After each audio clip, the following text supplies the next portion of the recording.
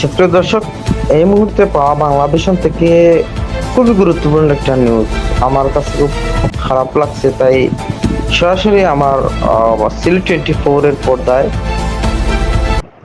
এটা সম্প্রচার করব ভিডিওর মাধ্যমে। ত্রিপুরায় ভারতের ক্ষমতাসীন বিজেপির অন্যতম গুরুত্বপূর্ণ মিত্র দল ত্রিপুরা মোর্চা অর প্রধান নেতা প্রদত্ত কিশোর বাংলাদেশকে ভাঙ্গার একটা হুমকি দিয়েছেন। তিনি বলেছেন, বাংলাদেশকে ভাঙ্গার ক্ষমতা ভারতের আছে। বৃহস্পতিবার 26 সেপ্টেম্বর দলটির নেতাকর্মী ও সমর্থকরা বাংলাদেশে সংখ্যালঘু এবং উপজাতিদের উপর নির্যাতনের অভিযোগে একটি মিছিল করে। এরপরে প্রদত্ত কিশোর তার বক্তব্যে এই কথা বলে।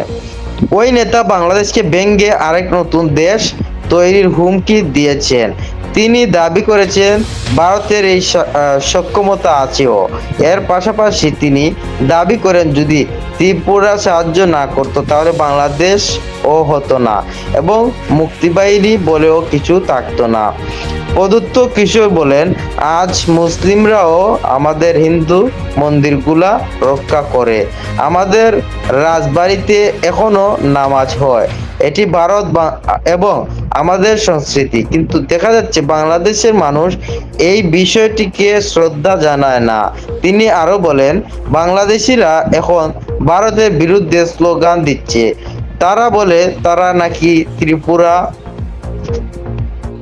এবং উত্তর পূর্বাঞ্চলীয় রাজ্য দখল করবে।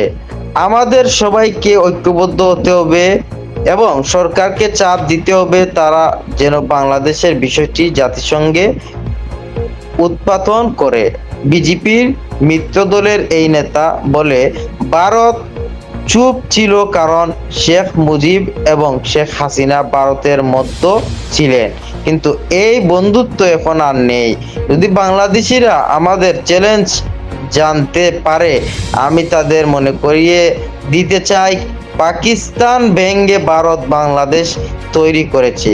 বাংলাদেশ ভেঙে আরেকটি দেশ তৈরি করার সক্ষমতাও ভারতের আছে। যদি তারা সংখ্যালঘুদের উপর হামলা বন্ধ না করে, আমরা চুপ থাকবো না।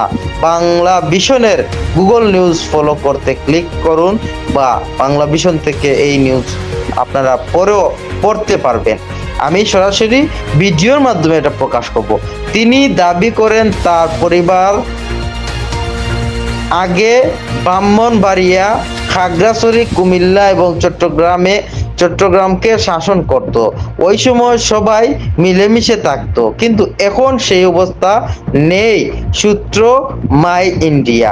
সিলেট 24 থেকে আমি আহমেদ রাহেল এই সম্প্রচারটি বাংলা ভিশন থেকে এনে ডাইরেক্ট করতেছি। সুপ্রিয় দর্শক, আপনারা অবশ্যই এই ভিডিওটা শেয়ার করবেন, এমনকি অন্যকে দেখার সুযোগ করে দেবেন জনস্বার্থে। সিলেট 24, আহমেদ রাহেল।